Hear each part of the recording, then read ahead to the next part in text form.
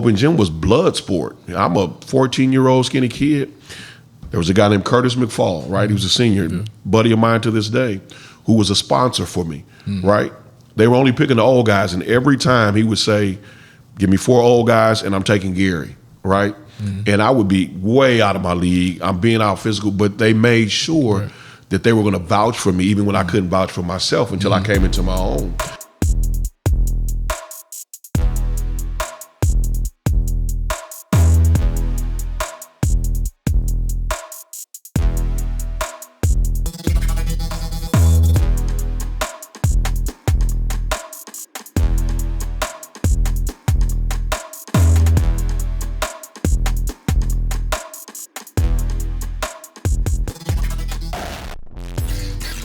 All right, y'all, welcome to another episode of the Bigger the Food Podcast. I am your host, Apollo, and I promise I say this every time we talk to somebody amazing, that we talk about amazing entrepreneurs and community leaders in our community here in Oklahoma City or even beyond. Here in the podcast, we talk about the journey. We go into talking more about who they are, more than what they do.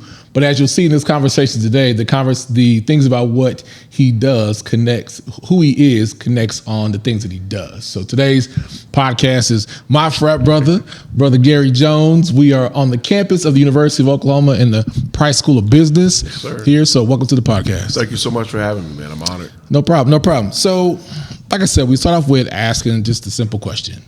Who is Gary? Oh, wow. That's it's simple yet a little bit complex. Okay. Who is Gary? Gary is a father. Gary is a DEI professional. Gary is a minister. Gary is a former student athlete, a former college coach. But Gary's just a normal guy. And I think everything that I find myself doing, everything that I find my hands involved with, are an extension of my life experiences, of what's important to me, of the things I've been exposed to, and what really, I think just tugs at my heart. Okay. So where's Gary from? Yeah, so Gary was born in Morgan City, Louisiana, but my family moved when I was less than a year old, and so I lived my life. I was raised in Benton Harbor, Michigan, southwest corner of the state, maybe 20, 30 minutes from South Bend, Indiana. But definitely a Michigan guy, came to Oklahoma many knees and many pounds ago, about 20 years ago to play basketball at Oklahoma Christian by way of a junior college, Southwestern Christian College in Terrell, Texas. Got recruited to Oklahoma and got here to play ball. All right, so hold on. So now you're starting to talk about what you do. Yeah, I got you. It's sometimes it's hard for us to not talk about what we do, because oftentimes, especially when you are pursuing something greater than yourself, it becomes easy to talk about it because people also ask us. Now, I want to go back to, you were from Louisiana. Yeah. Born in Louisiana. Yeah. Ends up in Michigan. Do you remember that transition? Or what do you remember about being one place or maybe traveling back to Louisiana, coming back? Do you remember anything about those transitions? Yeah, so obviously, the initial transition, I was way too young, but I do remember those two different worlds and what balancing those two different worlds were like. My father's family is still in Louisiana for the most part, and so we would go down maybe every other summer. I mean, that was like a 20-some-hour drive from Michigan, loading up in the Astro van and driving down to Louisiana to see my grandparents, and it would be such a different world when we would get there. I don't want to say culture shock, but it was just very, very different. Yeah. Than the community in which I was raised in at that time. It seemed like everybody in that neighborhood when we got to Louisiana was family, was cousins. Everything was play outside in the street. Even the cuisine was different. The only time I've ever had shrimp on pizza. I remember being a kid and at Pizza Hut, it was just like pepperoni. Like it was just a regular thing there. Wait, at Pizza Hut, they're putting shrimp on pizza. Absolutely, and this had to be like early 90s. I'm talking like 92, 93. Being in Louisiana was the first time that I ever saw where the sun was shining and it was raining on one side of the street and not on the other. But just a lot of experiences, man. But it was very different. We would look forward to it because we didn't get to go, a lot because it was so far. But definitely can remember contrasting those two different worlds. So as a kid, what age was that? Do you remember? Yeah, this would be roughly 8, 9, 10 years old. Okay, so 8, 9, 10 years old, before preteen era, and you start to recognize how different it was. Oh, absolutely. So in Michigan, there wasn't going outside, there wasn't as much freedom, but then when you go back to where you were actually born and where family is, the culture is different. So you said the word cultural shock. Now put it in context of you being a 8, 9, 10-year-old child at that time. Do you remember how freeing or not freeing it was? Yeah, that's a great question. To go back to where you were born and be like, man, we get to ride our bikes, we do all this stuff. We don't get to do this at home. Yeah, so one thing I want to be clear about, we did have some outdoor, we ride bikes, play ball outside and all that. One of the things that was very different though is that literally the entire street, 2 or 3 streets was family. Right. And so, back home it was you can only go so far, then come back to the neighborhood. There you were at somebody's house. Mile away from home. Yeah, a mile away from home. Yeah. You couldn't go anywhere down there, and my dad's nickname was Bread. So people would be like, "You Bread, son," right? I'm like, who is that? What is that about? Yeah. Right. It was very different. One of the things I can recall about the culture difference or culture shock was I spoke very different than anybody down there. You were reminded that you weren't from around there. You were reminded that you were going home eventually. Simple things like going to the park to go play ball or at the local recreation center. As a basketball player, I go in and play, and I'm just playing. I think nothing of it. But even then, you weren't from around there, so you couldn't be on this team, or you couldn't win or stay on the court when you won, right? Because you don't live here, different kind of rules. So it was very different. One of the other things I can remember being a young child too was just some of my father's interactions. It's the first time I ever was made aware that there was a time where we had to get off the sidewalk, when white people would come by. My father was raised in Louisiana, so some of those things were embedded in him. So how did you become aware of that? Did you see that happen? Was that your dad's normal behavior, or as a storytelling? No. This is where I can't recall if we're coming out of a restaurant or coming out of a store, but I do remember it was the same encounter with seeing the rain on one side and not on the other. And he had kind of stepped down, and I asked him what was that about, and I think it was just his natural. I was at home. This was my survival mechanism. And he would then explain kind of the way things used to be. And I was blown away because I'd never known anything of that nature, at least at that age. And so I started to kind of open my eyes to the fact that my father's lived experience is very different than what my lived experience had been up to that point. So why did they move? Yeah, great question. So my mother's family, my dad's family is from Louisiana. My mother's from Omaha. My mother's father is from Senatobia, Mississippi. And so with the Great Migration, a lot of his family moved up Memphis, Chicago, and he went on a little bit further. My hometown was only about an hour and 15 minutes east of Chicago. And so my mother agreed as a part of when they got married, she agreed to go live in Louisiana, but she wanted to raise her kids by her family. And so that's why they moved up to Michigan. Okay. So already in my head, I'm already thinking about the connection between then and today. So I'm trying my best not to fast forward. Because when you start to peel things back, you don't recognize how those previous life experiences have influenced you. Absolutely. What you do today. So, you become a teenager, start getting really active. So you recognize the difference of being in Louisiana. Did you recognize any differences or how was it for you as a child or a youth growing up in Michigan then? Yeah, I enjoyed my experiences. Benton Harbor is a different place, but I wouldn't trade it for the world. And so if you're not familiar with that area, it's pretty interesting because there's a bridge that separates two towns, Benton Harbor, Michigan, and St. Joe, Michigan. We're right there on Lake Michigan.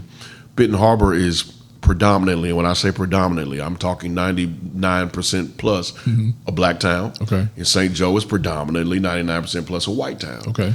And it's interesting because in hindsight, looking back, it was almost as if, the communities were stuck in the 50s in some ways, right. just the separation. But there were some safeties that I grew up with in Benton Harbor that I didn't have in St. Joe. If we wanted to go to the YMCA to play basketball, we had to go to St. Joe. And so you had to drive differently. You had to ride together in groups. You couldn't date a girl from St. Joe. There was just a different culture, right? I grew up playing basketball, baseball, football, soccer. My first youth league experiences in football and soccer were in St. Joe because they had the leagues. And I can just remember even being at a pool party, maybe 12 years old, only black kid on the soccer team. And I was the only kid who wasn't allowed to get in the pool. I didn't think nothing of it, I wasn't a great swimmer, so I just didn't really, but there definitely have been some experiences where I could see that as a kid. But again, in a lot of ways, Benton Harbor was my protection. It was my safety net. I never had to worry about being anything other than who I was. Never had to worry about not being celebrated, for who I was. And so, as weird as that dynamic was, right, with those two worlds almost never intertwining unless they had to. We were rivals in sports, obviously, but there was such a safety net and a serious investment, I think, in our lives on the Benton Harbor side of the bridge that we never felt like we were missing anything by being in Benton Harbor. So, almost like your dad, growing up in the segregated times, you lived not in segregated time, not in the era, right? Right. But you still lived in a city that had a different world from each other. Yeah. Right. Yeah. One of the things, but you still had access to access, and that's one thing I think that I have to credit my parents for, and not only my parents, but those who were part of my village growing up, whether it was men in my church or in the community, coaches and whatnot, it was made very clear to me at a young age that although, we grew up this way, you're going to have every access to that community. And I was prepared for, Du Bois calls it the double consciousness, right? I was the kid who lived on this side of the bridge, but I could navigate the other side of the bridge as well. And what I didn't know then was it was preparing me for life, for what, for just everything that I have my hands on now. But again, 6, 7, 8 years old, being the only one in a lot of those spaces, and proud of it, and never thought that I didn't belong, never thought that I didn't fit in, because I was prepared for it, Right. And I relate to that too. There were only 11 black folks in my graduating class of 222. So Duncan is predominantly black, and where I actually lived in Duncan wasn't predominantly black, but on the hill, that's where the black folks lived. That's where my grandparents lived. Right. All black. So I went to where I was going to school. At one time, I was either the only black person in school or one of 4, but everybody else ended up leaving. So I was often the only black student there. But it did. There were often times I was the only person in something. And I think growing up, I didn't care for it too much because I couldn't wait till school was over. Right. Because I was going down to my grandma's house. I could ride the bike. I could do all that. I could explore. But on the flip side of that, my cousins would always have something to say, right? But I was like, man, I want to be, with my cousins. I want to be over here. But then as I grew older, I started to recognize the privilege I had by having different experiences. Yeah, you definitely learn how to navigate the world. And I think it's a good thing that we don't know that we're learning to navigate the world. Otherwise, I think the task would seem overwhelming or daunting. Or you might not even try. Right, absolutely. But we're simply living life, right? I was just crazy enough, and I was raised this way, just crazy enough to believe any opportunity that I wanted to have, I can go have, right? I know, looking back, I was in a whole lot of spaces that I didn't belong, right? But I was going to be prepared. I was going to be articulate. I was going to be the best at anything that I tried to put my hands on. And again, I think that some of the fearlessness came from being raised in Little Benton Harbor. You couldn't tell us we couldn't do anything. We were just crazy enough to believe that I belonged in those spaces. I can recall there's a big pageant back on. This probably sounds terrible saying this as a 40-plus-year-old man. Big Blossom Time pageant. They have a big parade, and it's kind of like this Rose Bowl deal. But it's a big deal, and people represent from all over Southwest Michigan. I didn't even know there was, there's a big Miss Blossom Time. I didn't even know there was a Mr. Blossom Time deal. They asked me to go do it. And I'm like, yeah, all right, cool. Right. And you go and, you walk in the room with 50 plus people from the state and you realize you're one of 2 or 3 that look like you, right? And you quickly begin to realize as well, I'm probably more prepared for this than any of you guys. Right. And so you start to see the politics that come with life and opportunity and things like that. And so, yeah, definitely I can look back in my teenage years and see a lot of opportunities that kind of set the table for the day. And I hear you say when you're like, you felt prepared or confident going those places. I hear you say that. But how did you get to that place of having that confidence? Because you don't just get that as a 13, 14, 15-year-old kid. Like there had to be some nurturing or maybe core family conditions or expectations that led you to the place of confidence. Yeah, that's a great point there. So I'd say I point to 3 areas: family, church, and I'd say community. I grew up in a space. I'm the oldest of 3. 5 years between my sister and I, and about almost 9 between my brother and I. And oftentimes as the oldest kid, sometimes you're the guinea pig, right? You're going to be in everything and do everything. Yeah. And so, but also very close knit family, kind of like yours, with cousins and everything like that. And again, just raised that you can do absolutely anything, right? I was raised in a family where everybody cheered you on.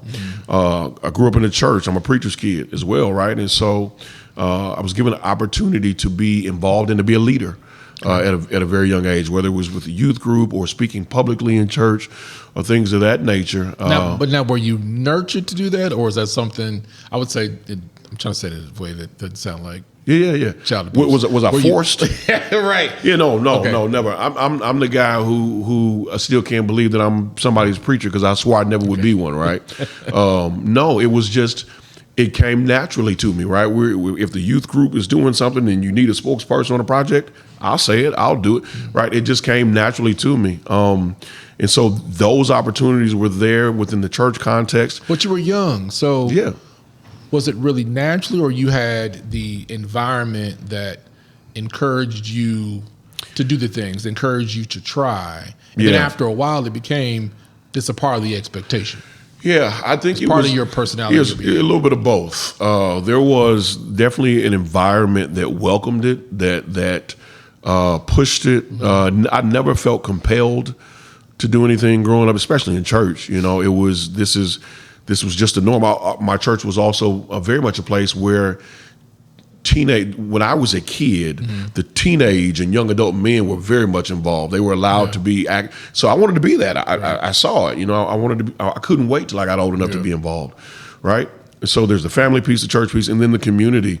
Man, some of the coaches I've had in life growing up, especially back home in Benton Harbor, some of the greatest men in the world, man. There were community leaders who, teachers who would say to my parents, "Hey, I think this young man is special. Let's do what we need to do to make it happen." And so I am very much aware that preparation comes from the. That is, from what you shared at the beginning of the podcast, that led to you coming to Oklahoma.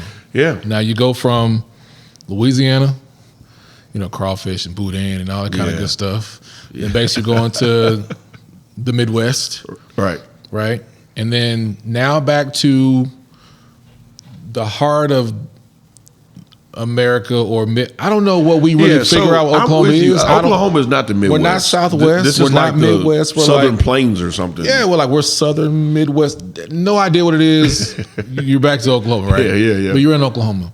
So, and when did you start to realize that sports is a possibility for you to get an education or do something more? When did you start to realize, like, I think I'm good enough to do something with this? Yeah, That's a great question. So I began playing sports. Organized sports, Okay. right? Probably 7, 8 years old. Yeah. Basketball, baseball, soccer. Began playing football maybe around 8 or 9, and played all the way through. It was just kind of what we did. Yeah. You know, sports was really big in my hometown, especially basketball. Basketball at Benton Harbor High. If you played varsity basketball, you were a rock star in town. You know, town probably only had 18, 20,000 people. Okay. And the 12 young men on that basketball team was like Lord of all. It was crazy, man. But I would say, I think when I got to high school, Okay. the light began to go off that, okay, this might be something more than just what I enjoy, right? My parents were very adamant to make sure that it was definitely student athlete, right? Grades were very much. I always wanted to play drums. The reason why I never got to play drums because my parents was like, you got to drop a sport to play, and I'm like, I'm not quitting no sports, you know. So anyway, get to high school and you start to see things at another level. So my senior class of guys, there were 2 major like elementary, middle school teams right in town, and we were like 2 rival teams. Got to middle school and merged, and we were just unbeatable. So our freshman year, there was a guy named Robert Whaley who was our classmate, 6'10", but he was the number 1 player in the country as a freshman. And so we started to see every college coach you can think of coming into the gym. And the light goes off for all of us that, you know, this could be something. So what school did he play? Yeah, so Robert ended up Before high school. before high school. Yeah. He middle school. Yeah, like so what so y'all were at the same middle? No. We were 2 different middle schools. I went to McCord. He's at King. Okay. So and he was a Stern Bronson guy growing up. Okay. I was a Bard guy growing up. So the Stern Bronson crew came together, and the Bard crew came together, and like I said, by the time we got to high school, I mean we were it was unreal. So he was number 1 player in the country. You started seeing all these guys come in. AU basketball is blowing up then, right? And you start to see, okay, here are some opportunities. At the same time, I'm starting to see some of the guys that I'm playing football with get some opportunities, and you're like, okay, this could really be an opportunity. All right, but let's peel that back, because like I want you to think from the lens of where you were at that age back then, because we're talking in the adult language. Like, I saw this opportunity. Like, that's not the we talk about. So what was about, like, paint the picture for someone watching or listening where they can say, as a young person or as a parent that sees the potential, like, what does that look like in the lens of a young person? Yeah. So as a kid, I would say 10 years old, 9, 10 years old, there was, I was glued. I knew every sport fact. I knew everything about it. There was, so my senior year with the 2001 team, right? There was a team at our high school, the 92 and 93 team, that went undefeated. They were the first undefeated team till we came by. And all 5 of those guys either went Division I basketball or Division I football or played pro baseball. Okay. And they were what we wanted to be. And so when you talk about looking through the lens of a kid, right, what does that look like? It's a serious devotion. It is a serious, I don't have to tell, Billy, go pick up a ball and go shoot. It's, hey, put that ball down, come on in the house and clean up for dinner, right? A lot of parents, I grew up in a time where you played everything, right? That's not the case anymore. A lot of people are specializing. And it's expensive now. Yeah, well, it is expensive, but I would tell you there's pros and cons to both, right? If you specialize, you do have an opportunity of getting recruited in that sport. However, if you're a football player, right, or a baseball player or a track guy, those coaches tend to like kids that are multi-sport guys. Right. But if you're a basketball guy, that can come back to bite you because all these things are now happening year-round, right? And so we didn't have that problem back then. I would play a football game on Friday night in high school, and Saturday morning be in the open gym basketball practice. It was just understood. Yeah. But I go back to what you said about even with sports, that the older guys were doing something, so you wanted to be like them. Man. But you also said the same thing in church. Absolutely. You saw older folks in the church doing something that you aspire to be. So with that, how important is it for youth to have someone to look up to that they can almost touch, like they got something close enough to them that they can model? How important is that in the developmental years for a young person? Yeah, it's more than paramount. Mentorship and sponsorship is really, really, really important. I look back now and qualify those. So what's mentorship versus sponsorship? Yeah, mentorship is somebody who will pull you along, who will emulate for you, who will help you out in a real tangible way. Let me demonstrate for you. Sponsorship is somebody who's going to vouch for you in some spaces that you can't get into for yourself, right? And I can see that even in my own life. With those guys, they didn't know that they were mentors for me, right? But and you don't know any of these names, but the Brian Eccles, the Prentice Magruders, Corey Child, right? Those guys right now, if you go back to my hometown, they're legends, right? But in the same way, I can remember being a freshman, getting to high school, and again, we're talking about a team that was just full of D1 guys all the time. Open gym was blood sport. I'm a 14-year-old skinny kid. There was a guy named Curtis McFall, right? He was a senior, buddy of mine to this day, who was a sponsor for me, right? They were only picking the old guys, and every time he would say, give me 4 old guys, and I'm taking Gary, right? And I would be way out of my league. I'm being out physical, but they made sure that they were going to vouch for me, even when I couldn't vouch for myself until I came into my own. And that stuff is so important for young people today. It's easy for us to forget the mentorship and the sponsorship that we had. And I think it's really important that we be intentional to look back and to mentor people, to give of our own time, and to speak up for somebody else. Hey, there's a kid coming along. There's a young professional coming along. There's, I think that's really important, because the other thing that I also saw in some spaces, not everybody was a mentor or a sponsor. There were some people who were threatened by a kid with some talent. And you see that even now, in professional spaces, people who have been there for a long time who won't vouch for you. Yeah, so I remember that just growing up. Like, I had older cousins that would make sure I had an opportunity to do something, especially at Sundays playing basketball. So the ritual was, everybody get out of church. No matter what church you went to, you're going down to grandparents' house on Sycamore Street. You got to hurry up and eat. And you always brought your plastic bag of clothes. Going in the back room of the den, you changed your clothes, put your clothes on. Even if it took me years to be able to get to play. I would still put my clothes on, my shoes on. I'd go sit on the bench in Douglas School and watch them play. And then when I got there, even if it was shooting in between time, it was like, let me get on the floor between games and shoot. But when I got a chance to play, I was nervous. I was like, I'm out with my big cousins, and I'm out here with John and Willie and everybody else out here, and I get my chance. Man, I'm messing up, screwing up. But when I got older, I realized they understood, because I believe they talked. They understood as older people, their time's going to come, that let's make sure we give these young folks a shot. Yeah, so there's a gentleman by the name of Charles Brock. He was one of my grandfather's best friends, went to church with us, good family friend. But I told you about those guys in the 92 team that were like rock stars, right? And he was also one of the boosters that worked the gates. Okay. And he would pick me up, take me to the games if my parents can go, but every game he would have me, one of his jobs was sweeping the floor at halftime, right? And so he would, hey, you're going to sweep the floor. And I'm like, okay. Right, and I'm sweeping the floor at halftime, and to me it was the greatest honor, right? Because that meant I could go in the locker room before the game. They knew my name. I went from sweeping the floor to being a little ball boy to and also everybody sees you. Man, everybody got to see. Yeah, absolutely. You get on the floor. Back then, you couldn't just anybody could not get on the floor, especially if you had the wrong shoes on. Absolutely, and so then.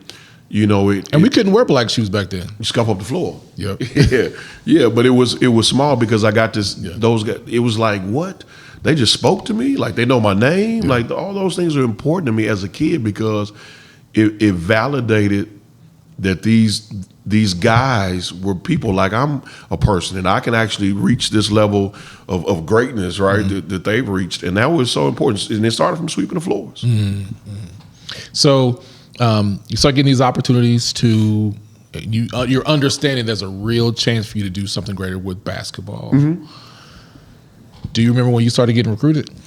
Man, my recruitment was different than probably most people. So I thought that my route was actually going to be football. Okay. I thought my route would be football because I was almost the shortest guy on my high school basketball team at 6'1", 6'2". We were loaded, 2 6'10", 6'7", 6'5". My senior year, we went, I think it was like maybe 27-0 before we lost in the quarterfinals, got upset. And we were just extremely deep. At that time, NAIA schools, D2 schools, all that wasn't really popular in our area. And so for me, the easier route was going to would be football. Okay. At the time, I was playing receiver and some safety, and academically, I could go anywhere I wanted to go. Okay. And so my mindset was, I was set to go academically, go to Western, had an opportunity to walk on for football and all that stuff. And then right before I graduate, Michigan State calls, and there's a full endowed scholarship, full tuition room and board for a graduate from my high school, and nobody else was coming. And so here's an opportunity to go to school for free. And so in my mind, I'm like, well, I can just go here. I can make the team, right? End up going to Michigan State, and you realize that sports are a business. It's a machine. Yep. And I had to kind of get my footing, and then I made up my mind, it's about time. So tried out for the team, a basketball team there, and probably 150 guys out there, man, crazy. Made it to the final 2 or 3, and one of the things that I'll always respect about Tom Izzo was he came to myself and another guy from Saginaw and told us, man, I think you guys are good enough, but we just need bigs for practice. You're not going to play, and so and we respected him for it, and so I kind of just gave up on it for another semester or so, and after that, I just kind of got the itch. Like I when you grow up playing, man, you can't get out of your system. Yeah. And so there was a JUCO in East Texas, Southwestern Christian College, that had recruited me amongst other schools. I wasn't going to a JUCO. I had 2 good enough grades. And I just called him like, hey, man, is that scholarship still there? And he's like, yeah, come on. Coach Herb Evans. And I transferred at Christmas, at semester break. My mother drove me down to Terrell, Texas, man, a little bitty old Terrell, Texas. And pulled up on campus, and it was nothing like Michigan State, man. We looked around, and my mama was like, "You sure? You want to go home, don't you?" And I had too much, I wanted to be a man. I was like, "No, too much pride. No, I'm gonna stay here." And I'll never forget, I hadn't even put my stuff in the dorm. I got out and got on the bus. The team was going to a game. I couldn't play. I hadn't enrolled yet. And we went, and I just remember on that ride to the game saying to myself, like, I should have gotten in the car with my mom and went back home, man. What am I doing? But it was one of the best things, man, that ever happened. It was really an opportunity for me to come into my own opportunity. Like I said, man, my high school team was loaded. I mean, we had 12 guys that could have started anywhere in the state. And so there I had a chance to shoot that thing as much as I wanted to. And from there, kind of almost accidentally ended up in Oklahoma. Okay. Yeah. Explain. So we're playing Redlands. We come up to El Reno to play, and Redlands had just won like a national championship. And so I'm like, well, I don't know what we gonna do, but I know what I'm gonna do. Played Redlands. They ended up beating us, but I played really well. I shot the ball really, really well, and ended up getting recruited to Oklahoma Christian. Okay. And actually wasn't coming to Oklahoma Christian. I was going somewhere else, and the coach got let go in the summer. And at the last minute decided to come. I hadn't taken a visit or anything like that, and came to Oklahoma. And probably one of the best things that ever happened in my life. I can look back and truly say that God closing some doors was the best thing that could happen for me. Okay. So it almost seems as if you decided, I'm not gonna call them risk. You made some decisions. And the reason I say decisions versus risk, as you were talking about your experiences growing up, right? And stepping out and leading and following under older folks. It seems that the move to, at Michigan State, you were one of the last 3 out of 150 people that are on the court. So that says in itself. take the leap to go to East Texas. Yeah. And then from East Texas, you come to Oklahoma. They don't seem like risk to me. It almost seems like maybe, and correct me if I'm wrong, that you had some thoughtfulness in the decision that there could be a high reward. To me, that seems different than just saying like, I'm just going to go. Yeah, I hoped it did. You know, I'll be honest with you. So high school, I graduated top 10, 3.7, 3.8, something like that GPA. And by the time I made the decision to leave Michigan State, you know, I needed to get my grades back up too. You know, I was enjoying college life. And so going to Southwestern Christian College not only was a calculated move athletically, but also academically. Right. Because at the time they had a program there. If you graduated there, you could go to Abilene Christian for free. That was D1. I'm like, you know what? I can go here, go play ball there. Boom. It's right. But that's all risk from far away without knowing everything that goes into that. But it definitely, I definitely had to think long and hard about giving up what I knew I had. At Michigan State, just a great opportunity. There's some days I still say to myself, what happens if I stay and graduate, right? What happens if I, But I said that too when I sometimes think about when I transferred from the University of Tulsa and went to Houston. Tulsa, my grades were higher, private university, very expensive, smaller classroom, they knew you. But on the flip side of that, like I did not get the social experience that I needed. Right. I got the social experience in Houston. Right. First semester, I was almost back home. Right.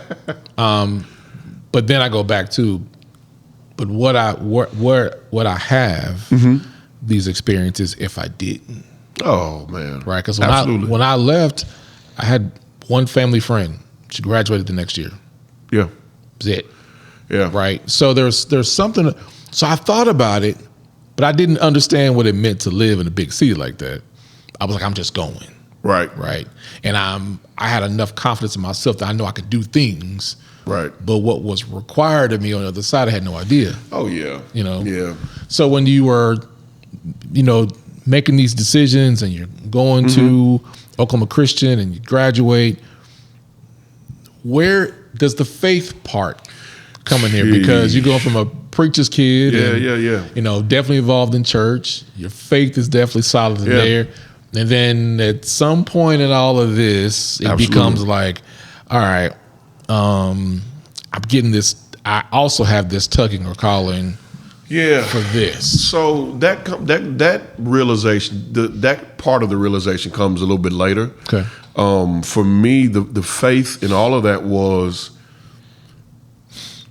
trusting that he who has begun a good work in you is going to see it all the way through, right? If I had a nickel for every time I wanted to go home when I was in East Texas, you know what I'm saying?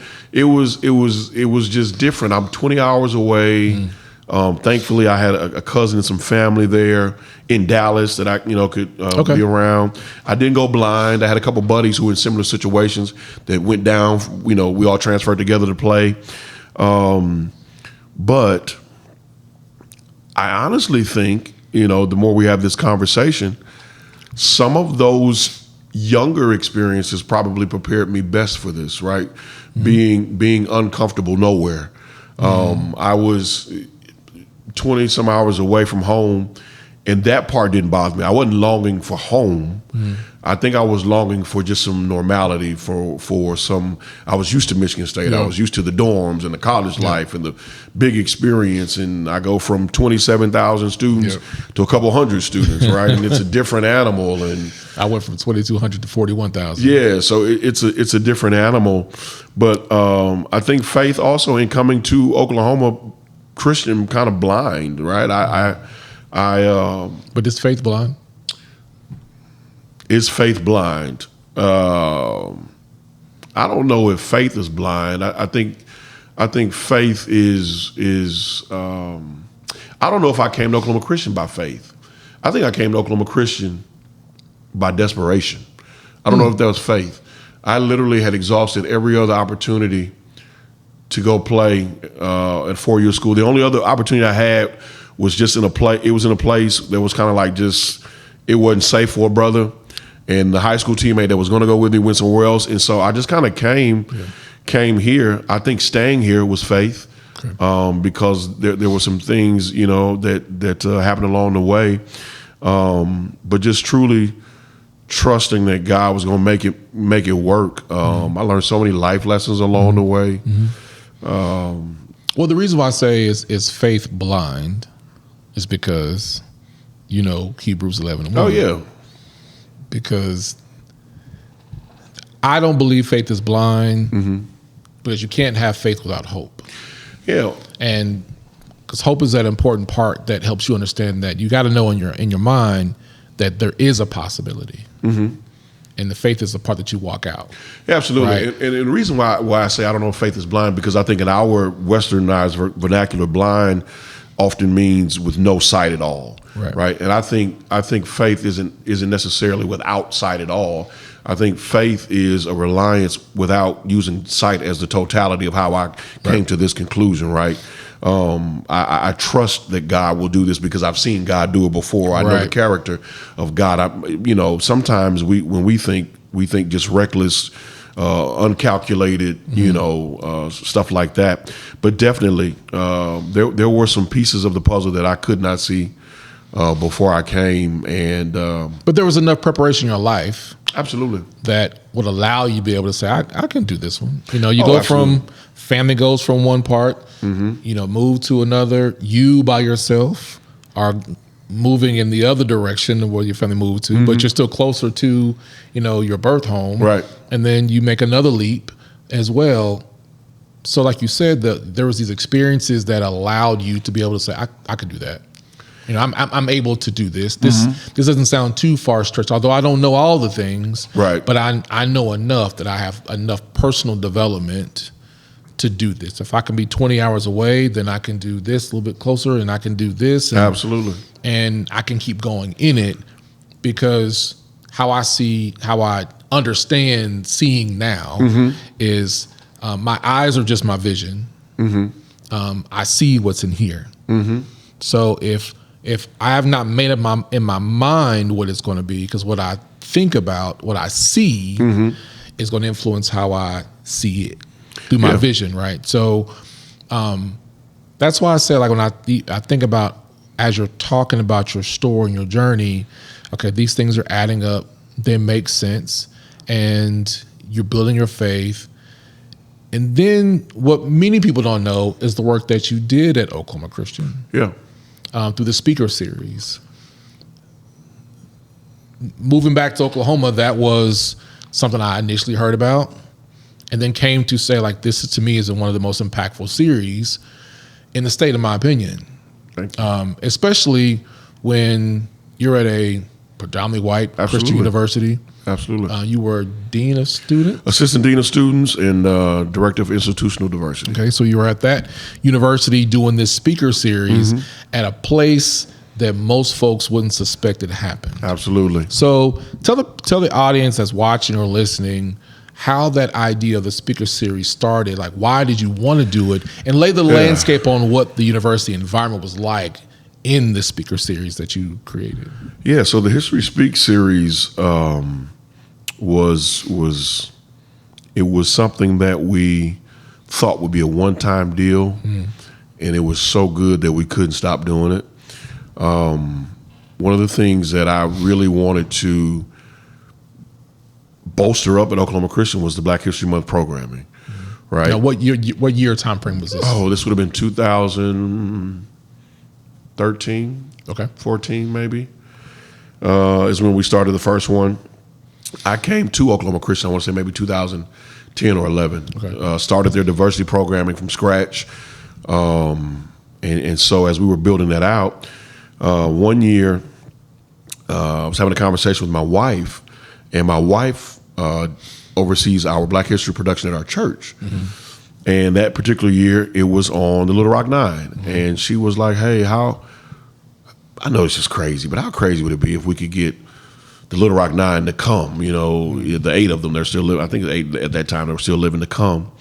to the play. I'm like, oh, that'd be cool. I was like, well, if we do that, I can get them at the school. And then my wheels started spinning. I'm like, wait a minute. What if this thing works in the inverse? So I go to work and I pitch it to my boss, Neil Arter, who dean of students there. Biggest support of History Speaks, man. If it's not for him, this thing doesn't happen. And he's like, okay, I like the idea. What does it look like? What does it cost? Mm-hmm. And within a matter of probably 4 days, I've gotten a hold of Terrence Roberts from Little Rock 9 and Carlotta Walls Lanier. And I've got the pricing. We've got a date. And the school is like, okay, let's make it happen. And so the program, that's why the program was always on a Monday night. Okay. Because we would bring them in on a Sunday and they'd come to the play at the church. Okay. And on Sunday night, and then Monday they're at the school all day and do the lecture that evening.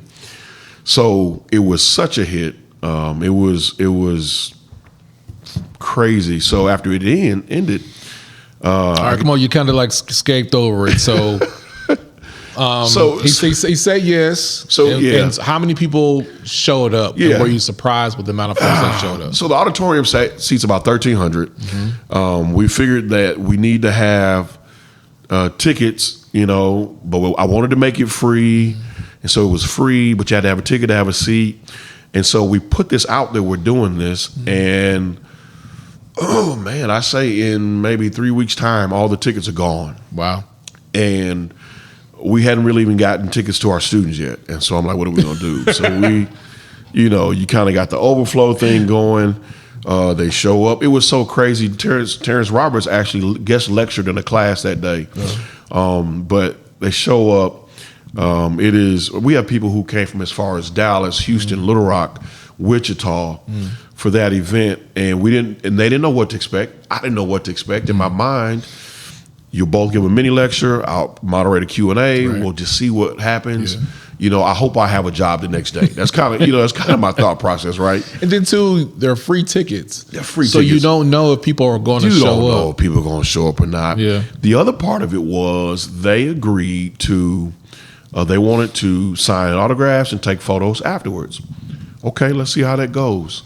And so I got with our book store on campus, ordered some books so people could buy them and have them signed and all that good stuff. And it goes well. I mean, it goes well. The lecture ends, and they're already out signing autographs, and it takes me at least another 45 minutes to get from the stage to where they are because people are stopping me. Yeah. It's crazy. My wife and I take them back to the hotel that night and spend another hour or two with them. And we're walking back to the car like, we actually pulled this off. This is crazy, right? And I get to work the next day and I've got administration like, hey, so next year, what are we doing? And I'm like, huh? Right?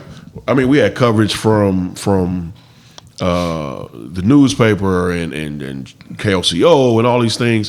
One of the things I will say that I thought was interesting to me was there were some other media outlets that I went to on the front end to publicize this who wanted no parts of it, and I thought it was interesting. One of the things that I enjoyed was that I did it without them.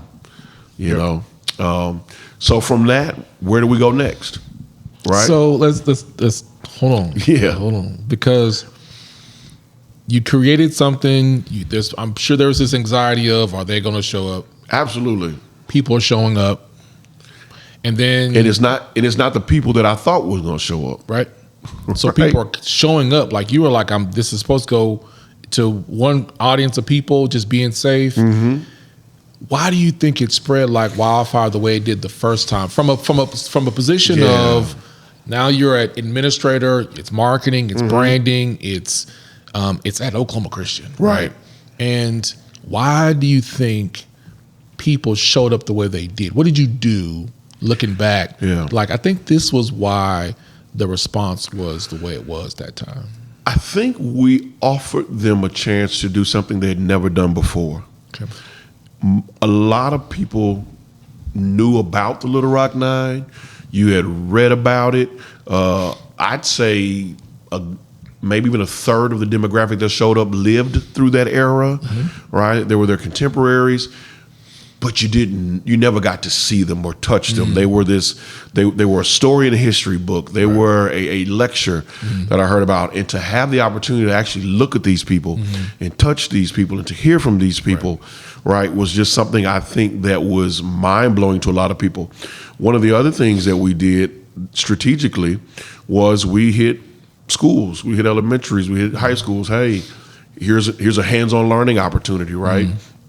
And that was really big for us as well. But I think what we found was that we were able to literally allow people to hear history speak and to touch history. Excuse me. And then after that, we were intentional to tell a different story each time. Okay. Right. And so. Okay. So now let's go back to the university. Your bosses and folks are like, hey, and about next year. Yeah. Right. Yeah. Do you remember the feeling of what you felt, what you thought? You're coming off the high. You're probably still on the high. You're probably still way up Kilimanjaro. Yeah, we're front page of the Oklahoman and all that, you know. So the people who didn't care about you, back then they didn't want you. Now you're hot. Now you're hot. All over you. There you go. So then, so now they're saying, come on. Yeah. It's not really a series yet because you did it one time. Right. So the level of even university engagement grew. I'll give you a perfect example. So year one, it's we give them a campus tour, take them to lunch. We let Terrence Roberts get lectured. Then there's the deal. Year two, I want to tell the story of Claudette Colvin, right? She's Rosa Parks before Rosa Parks. But I want to tell the story with Claudette Colvin and Fred Gray, right? The attorney for Martin Luther King and for Rosa Parks. And so get a hold of both of them. And this year, the Thunder are playing a home game on that Sunday. Blake Griffin and the Clippers are in town. Okay. The Oklahoma City Thunder, the only team in the league that still has a prayer before tip-off. Maybe the Hornets still do it because they used to do it when they were here. The Thunder, the university somehow sets it up where the Thunder are having Fred Gray to come and lead the prayer before the Thunder game. ABC, primetime, tip-off, right? So we're great seats. I've got some photos somewhere of Kevin Durant coming over to meet Fred Gray and Claudette Colvin pregame shoot around, right? This level of involvement, I mean, it jumped quickly. Yeah. Right? I think the Thunder even filmed something with Fred Gray, that they used down the road, but it grew quickly. Yeah. It grew very quickly. And what we realized was, maybe December, right? People were starting to blow us up with what's the date? Who is it? When the tickets going to be available? Can I get my tickets? Because I noticed when I got here, I was like, man, I know this thing is coming up. Are they doing it? And then it's like, it's crazy. So I would get reminded. One of my friends, she'd be like, "Hey, tickets out." Yeah. I'd be like, they do this every time. Yeah. But the demand is there. The demand was there. We built an audience by telling those stories. And again, there were stories that we all grew up learning about generationally, but we never thought we'd ever have the chance to truly interact with these people in real life. And so that was huge. But it's interesting how each one of those stories kind of almost intertwined and helped me with other stories. So we went from those two to John Carlos and Tommy Smith from the '68 Olympics, and just crazy, man. Some of the offstage experiences, just mind blowing. By the time they came, we had a whole press conference. Wow! Like that Monday morning got to the point where I just couldn't keep doing this station at this time. This day I was wearing them out, so I just said everybody show up at 10, and we walk in a room, and it's like post game after the and they just and with those two they hadn't seen each other in probably about 25 years. Wow. Hadn't been around each other. In fact, when I got one, he told me, "You probably not gonna get the other one if he knows I'm coming." And there was a reunion. It's like they picked up like they hadn't missed a beat. From there we went to Diane Nash, the mother of the Freedom Rise, and she started the Lunch Counter Sit-ins in Nashville. Diane Nash is actually who helped me get Andrew Young. I wanted to get Andrew Young, and I just couldn't afford him. And I remember her saying that when she was going through one of the most difficult moments in her life, or Andy, as she calls him, Andy was a good friend, and we remained good friends. So I just called her, because I still hear from these people. Yeah. I called her, and I said, hey, quick question, is there any way you can talk him down? She said, well, did you call him? I said, yeah. She said, which number did you call? I'm like, well, which number do you have? Right. She's like, well, just give me a couple minutes. And about an hour later, I get a fax comes through email. He's accepted the offer that we sent, and he was coming. Yeah, I had a chance to listen to Brother Young. Last summer, and he tell it like it is. Oh my goodness, like a T.I. is. That's an understatement. Yeah, it is. I'm trying to be nice for the people. Absolutely. But what's fascinating is as you talk about this program, and you wanted them to hear their stories firsthand. When you talked about earlier, your dad taking a step off the sidewalk, and you asked him why.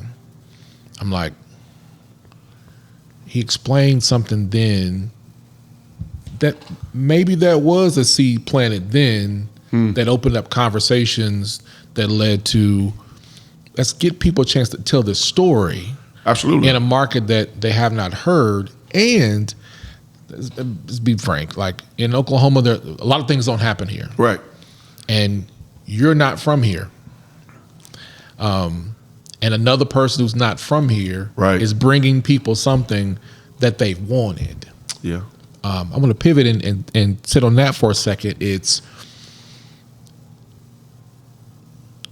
this idea that here, that in Oklahoma, that people don't want it. They don't want things that they settle or just essentially that they don't want it, right? Right. They expect very little.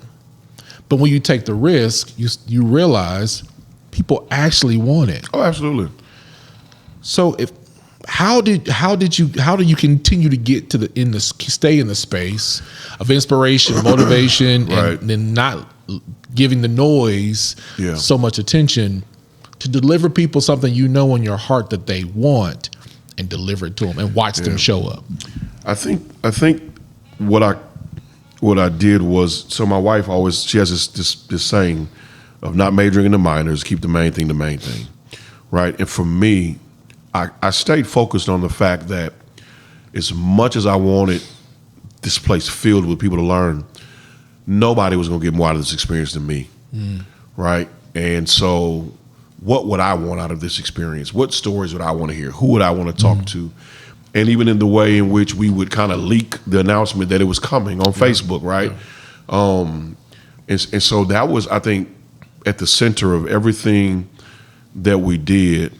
I have 3 daughters, and I think that one of the greatest gifts that I've ever given them is History Speaks. When I kind of look back at it, there are no other little kids their age who can ever say that they met John Carlos, Tommy Smith, Andrew Young, Fred Gray, Claudette Colvin.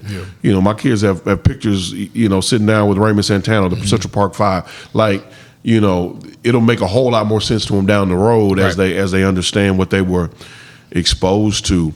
But I think that it's so important that we kept telling responsible stories, that we did it in a way that was tasteful and empowering and inspiring. Like you said, some of the greatest strength in our history as a people comes on the heels of some of the darkest moments, right? One of my own personal heroes, we've never met, never will meet, Thurgood Marshall, right? I know he got his flaws and all that, but I just thought Brother Marshall was one of the dopest people to ever live. And for me, it was History Speaks was almost like this high of, I can never have him, but let me try to get close. Right. Let me try to, really, really dig into that. My undergrad degree is in history, so I'm a little bit of a nerd, anyway with that. But just, there were so many stories that I felt like people just they didn't know or they weren't exposed to, right? A big number again of people who supported History Speaks were people who grew up in that time frame. In what we would recognize, as the civil rights movement, bus boycott to King assassination era, and really a lot of those people, you could just tell. And it's not a short program. No. We would go. It's a 2 Monday hours. evening. They just probably spend Sunday at church for 7 hours. Absolutely. And go back the next day. But something you said makes me think about when you were talking about sports, and in the church where you had somebody to look up to that you wanted to aspire to be. I'm not sure you realize what you said when you related to your daughters. When you said that your daughters now have something to see. Absolutely. Right. They'll look back and realize like that was a moment I learned something from. Just from the outside. Yeah. Seeing these connections still show themselves in your life from experiences that you had in the developmental years with your parents. The conversation with your dad, right? Your mom saying, "Hey, when I have kids, I want to move up close to my family," right? Which led to all these things. And in my head, like I could be wrong, that these experiences the decisions that your parents made, all these are still connecting dots to what you're doing. And in that moment you said about your daughters, I was like, it is quite a possibility that you might be intentionally both and unintentionally giving what was given to you. Yeah, I think in some ways, and I think my wife and I are we try to be intentional about that. That we expose our daughters to as much as possible, right? It's always interesting when one of them will come home and say something like, "Hey, we learned about Diane Nash in school today, and I told everybody that I met Diane Nash, and they told me I was lying." And I showed them a picture on my phone, and they're like, "Well, how does that happen, right?"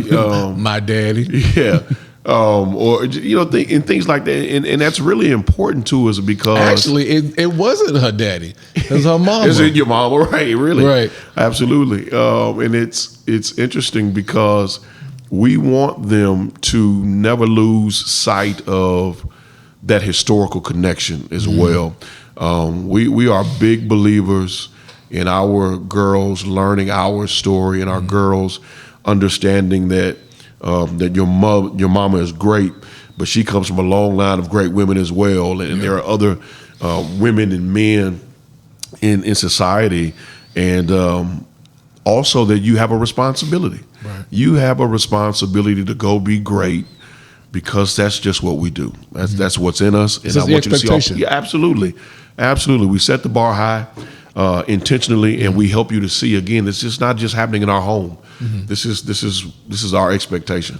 So you have the experience, and you're at Oklahoma Christian, and now you have a chance to be here at the University of Oklahoma in that capacity, which I am waiting for the next, I won't call it a unicorn, but waiting for the next thing that you come up with to do.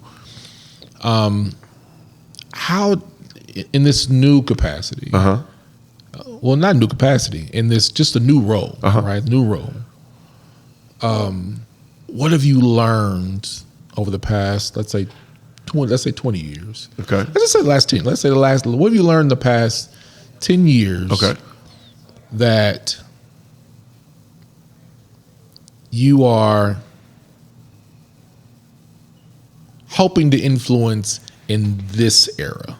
Not so much because it's the role and the title, but in this era, right? In this era of your life, because there aren't many people that you can say that have done and had that experience. It's something special when you create something from scratch that has a long-term impression on people. Not many people can have that say that, and you are a part of that.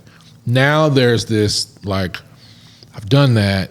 I know I can do that again, but there's something else possibly coming. So how do you see this next era of this next chapter for you? So I will tell you, so History Speaks ran for 10 years. Sell out from door to door, from start to finish. I own the rights to the series. There are a couple of things up the sleeve that are coming. I'm excited about this next chapter because I came here a little over a year ago to a blank canvas, literally, and having the flexibility and freedom to think and to dream and to program has been great. But I think that there will be some things that I've done that I'm going to continue to do.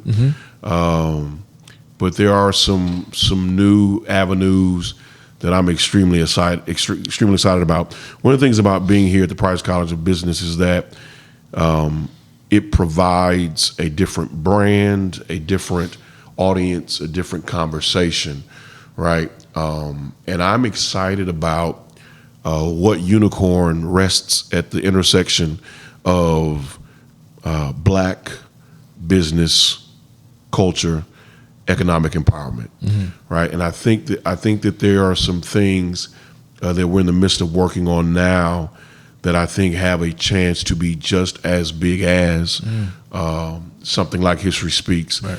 As well. One of the things I love now is that because of the OU brand and because of the Price brand, I don't have to sell anybody on the validity of History Speaks.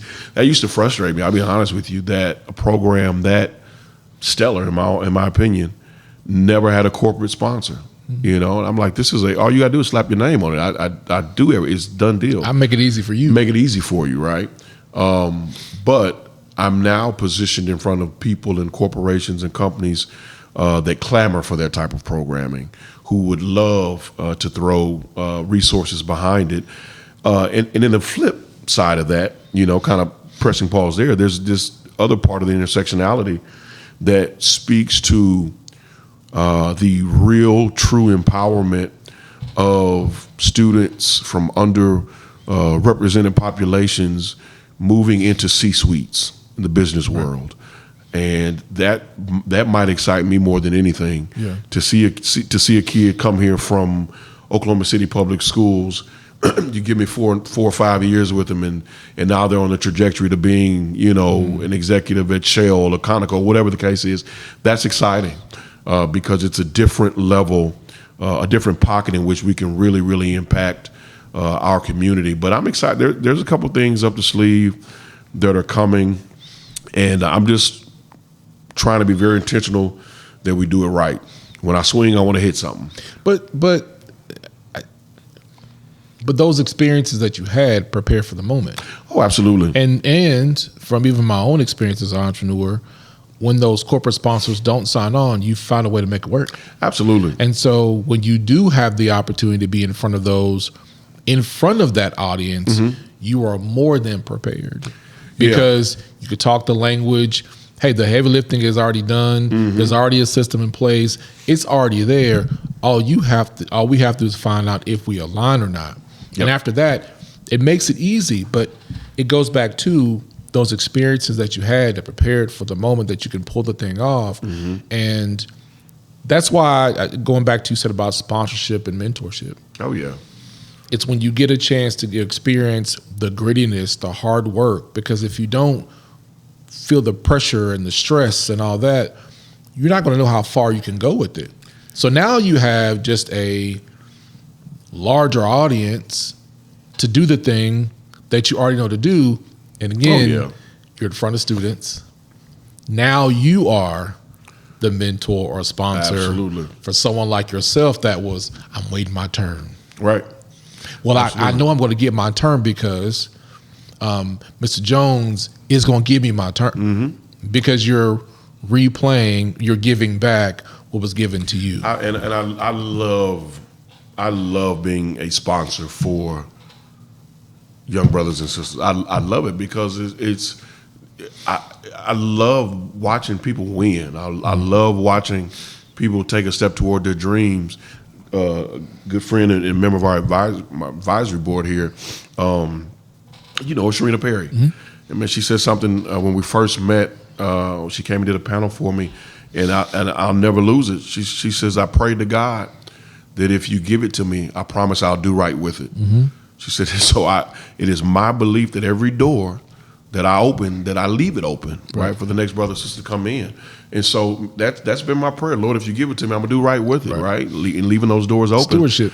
Absolutely. It's really, really, really important, but we've got to make sure that we never lose sight of that. Got to make sure that we never lose sight of the importance of making sure that we're speaking up and creating those opportunities. Yeah, I just love that because, there's challenges everywhere you go. People often see in the big city, they believe that these conversations don't happen. Right. And they do. Oh, yeah. I could tell you that they are the same. I'm talking to several people I still maintain a relationship with Houston. It's the same thing. It's just a bigger city. So the fact that you're able to show students that what you're experiencing here is going to happen somewhere else. But here's the great value of here. You can actually take a risk here and win. Right. Or even if it falls short, the fall won't be as hard. Yeah. Right. If you have a chance to have someone guide you and mentor you and show you what you can do or what is possible, it can happen right here to prepare you for another opportunity as well. Yeah, this is a safe landing spot, right? This is the time to try it. This is the time to pursue it, like you said, because if something doesn't go right, right, you have somebody who can say, okay, let's go back to the drawing board and let's try this again. This is where we went wrong. Now, I think that's really, really important. I mean, even looking back at the History Speaks series, it's the reason why I won't sell myself cheap, right? Because I know what it was like to literally get it out of the mud, to go fundraise and to have to pull out of my own pocket and things of that nature, to not do this so you can do that, and so. And not everybody that was, people who were given the opportunity can't relate to that, a student that might be first generation or second generation or working 2 or 3 jobs to make it through to get their education. Like, not everybody can be that relatable. Right. Because your conversation will be very similar. Oh, absolutely. Like, he or she relates to me. Absolutely. I think one of the greatest lessons that I'm tasked with teaching students, and this is a task I put on myself, is to teach them how to invest in themselves. Right. At some point, this has got to mean something to you. Right. Right. What grunt work are you doing? What investment are you making? But yeah, that putting that series together. I used to do an annual civil rights movement to a spring break trip. Had the fun. I mean, those kinds of things where you knew I'm walking into this and I've got to figure this out. Yeah. Those are the kinds of things that prepare you for anything that happens in the corporate world. Yeah. Absolutely. Got one last question. Okay. Last question would be, if you were to ask why would your dad be proud of you? Why would he be proud of me? I have no idea. No. I think that he was extremely proud when I stopped running from the call that God had on my life. So this is interesting. You kind of tapped on this a little bit earlier, and I told you that came down the road. It wasn't we're grooming him to preach, right? The public speaking and leadership, that was just who I was. Right. Never once did my dad ever say, hey, you really need to give this a shot. He never said that to me. He gives it a shot. I need to think about this. Never did. What happened was, over the years, out of necessity, you fill in here, you fill in there, and then I started getting invited places, right? I would be going at least once a month. We gonna pull an offering. Yeah, I'm like, no, I'm serious. I'm talking about, like, I'm in Detroit or Jackson, Mississippi, and I'm like, why are these people inviting me? I don't know if I'm that good, But for whatever reason, right? And I'll never forget, man, I was in Pontiac, Michigan. I finished preaching, and this guy, he had to be at least 65. Yeah. Came up, and I'm sitting there, I'm, sweating, kind of wiping my head off. and he said, man, you know, I've been coming to this church for years, and if for whatever reason, the light went off today, and I'm ready to give my life to God, right? And I said to myself, like, you know, I literally said out loud, I said, all right, Lord, I'm done running. I don't know what you're doing, but you got me. Got you right? one. And so, you know, I found myself doing more of the quarterbacking anyway for the church. And then as COVID started to set in, my dad's health and things of that nature, he expressed that he wanted to retire. And it was funny because some churches from some other areas that reached out, and he was like, you ain't gotta go, don't go nowhere. You know, this is so. But I think he'd be proud of me because of who I am. I've never compromised who I am. I try to live in the all of me, right? I am all of a higher ed professional. I am all of a minister to church, pastoring people. I am all of a dad. I am all of a husband. When I was coaching college ball, I was all of that, and I think he'd be proud of me just because I'm walking in what God has called me to walk in. Okay. And I got two more. Okay. So why would your mom be proud of you? Oh man, my mom would be proud of me. I think for the same reason. I think my mom would be proud of me because she was the one who put me in a lot of those spaces when I was a kid, to have to be the only one of me in the room, to have to navigate those spaces. She was the one who put me, you know, in the pageants when I was younger and made me work on memorizing this and memorizing that. I think she'd be proud of me, you know, for that. But also just I think for being the family man that I am. My family, very close-knit family, and I think they'd just be proud. I hope they'd be proud of the work that I'm doing. Why would your wife be proud of you? Well, I mean, have you seen me? No, I'm just playing. I'm just playing. Jill's gonna kill me when she sees it. I think Jill will be proud of me because I've tried to be very intentional of ensuring that we always remember that our family is our first ministry. You know, even in my ordination service, I even told my children, I brought them up and told them in front of the entire church, I am your father before I am their preacher. You know, and we've tried to live by that. We've done ministry together. It's not a deal like, oh, he's got this going on at the church. We are involved. The kids are involved. And when we need a break, we need a break. And I think just trying to be intentional about that. She has watched me through the good and the bad, the ups and the downs, whether it be in higher ed or in the church setting, and health issues, you know, all of that. And the fact that you know, I think nothing more than just being still standing. I think she'd be proud of me of the resilience that I've displayed. Last question. Why are you proud of yourself? Oh man, Paulo, why am I proud? You know what? I'd say I'm proud of myself because that's a trick question. I'm proud of myself.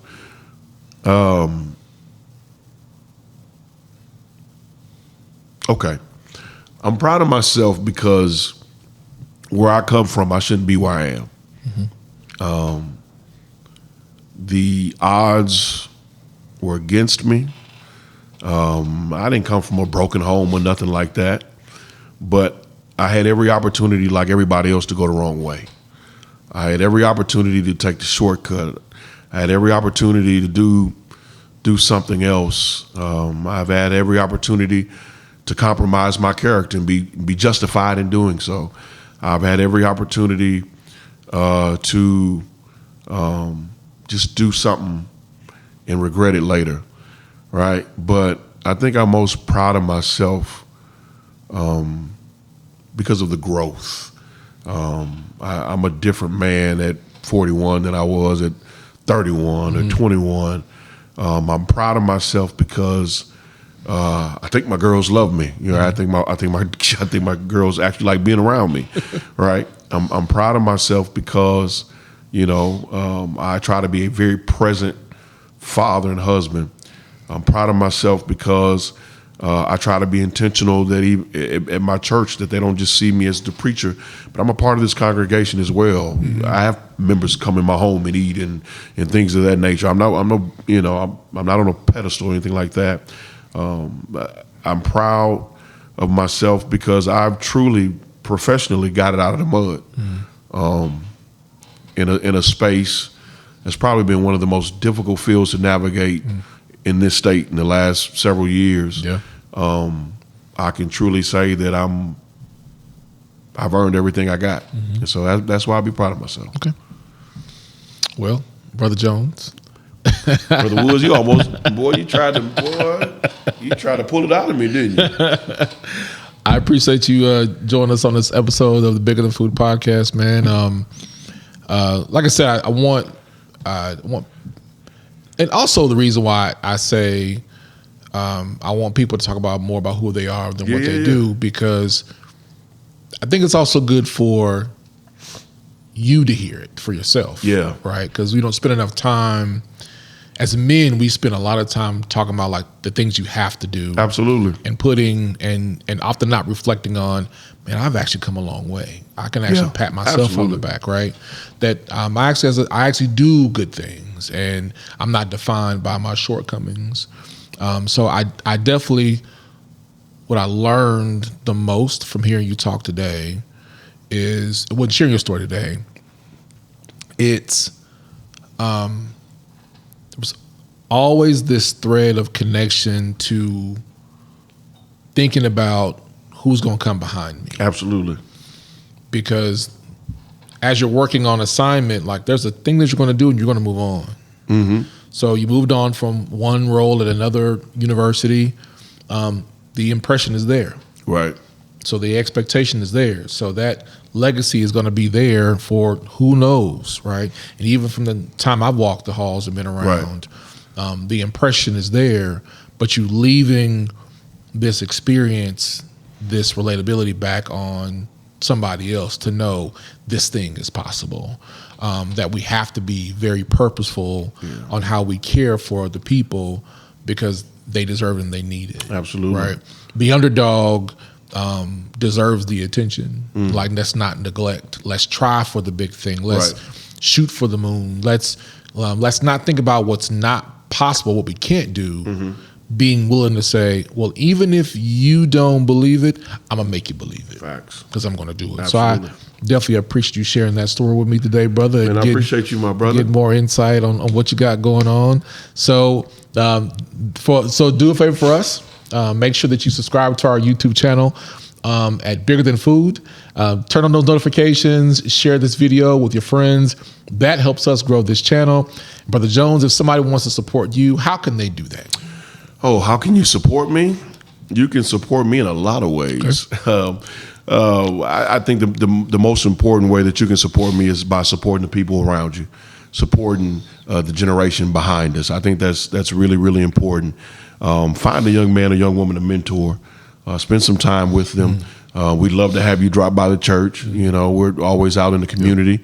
1501 Northeast 36th Street, Eastside Church of Christ. We'd love to have you come and just be a part of our community there. But again, at the end of the day, just invest in somebody other than yourself. Well, that's a great way to end the podcast. And like we always say, our mission is bigger than food, and be intentional with how you spend and support a local Black-owned business today. Thank you for joining the Bigger Than Food podcast.